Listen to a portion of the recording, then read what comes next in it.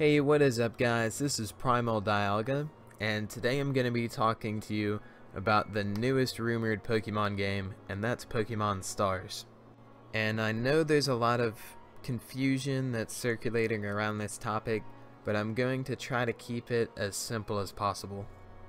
So an article from November 18th posted by Eurogamer confirms that there is going to be a Pokemon game on the Nintendo Switch.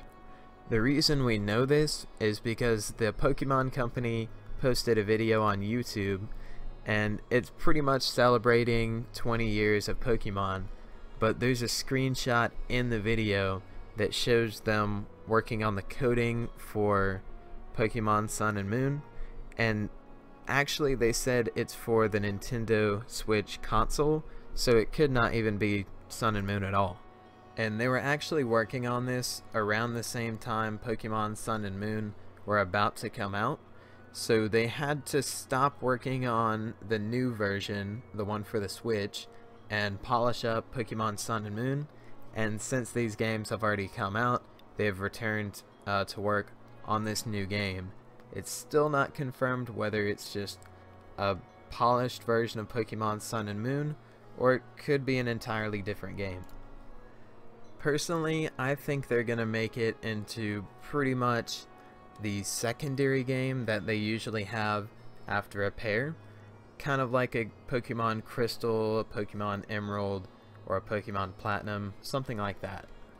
The reason I think this is because although Sun and Moon were fantastic games, I feel like they left a few things out. In one scenario, they actually did leave something out. Apparently they were supposed to make a walking animation for, I think, every Pokemon in the game. So kind of like how in Heart Gold and Soul Silver you could walk around, you could even have your Onix come into a Pokemon Center. It didn't really matter. But they were supposed to do something like that, but I believe they just ran out of time. Another thing I think is kind of unfinished in Pokemon Sun and Moon is after you beat the Pokemon League, you have the after game like you did in Pokemon X and Y, where you have the looker missions, but after you finish that, there's really not a whole lot of places to go and battle. While you do have the battle buffet, it's really not the same. I was hoping for something like in Black and White and Black 2 and White 2, where you could go to Nimbasa City and fight at the stadium or at the small court, and everyone's Pokemon would be like in the 50s or so.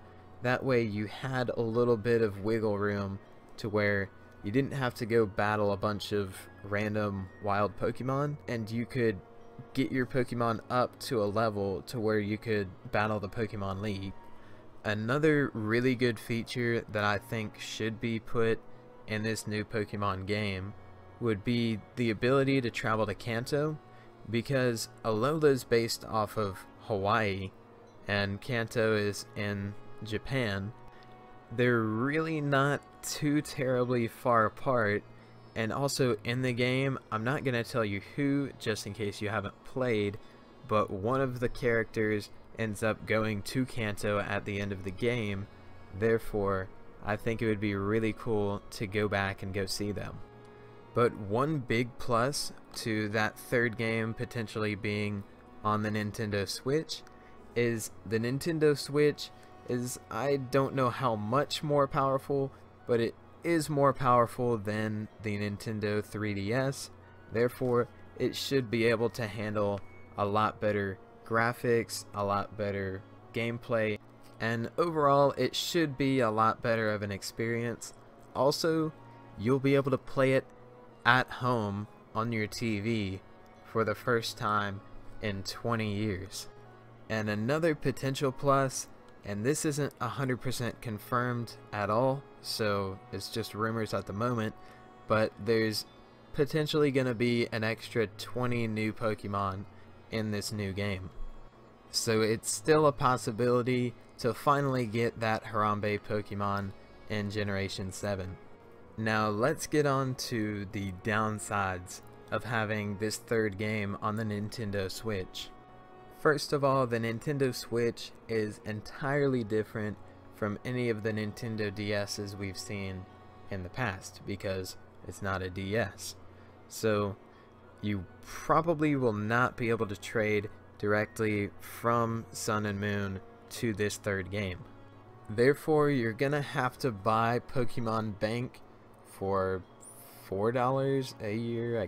I can't remember what it is, but you'll have to fork out an extra $4 or $5. Another difference is I think you're also gonna have an entirely different friend-based system. So whoever you've added on your 3DS, you probably won't be able to transfer that cleanly over to the Nintendo Switch. You'll probably have to get another friend code or whatever they're going to implement. But yeah, that's about all I've got for you today. It's still a fairly new rumor, so we don't have a whole lot of details yet, but as I figure it out, I'll let you know. And thank you very much for watching. Be sure to like and subscribe if you enjoyed, and I'll see you guys in the next video.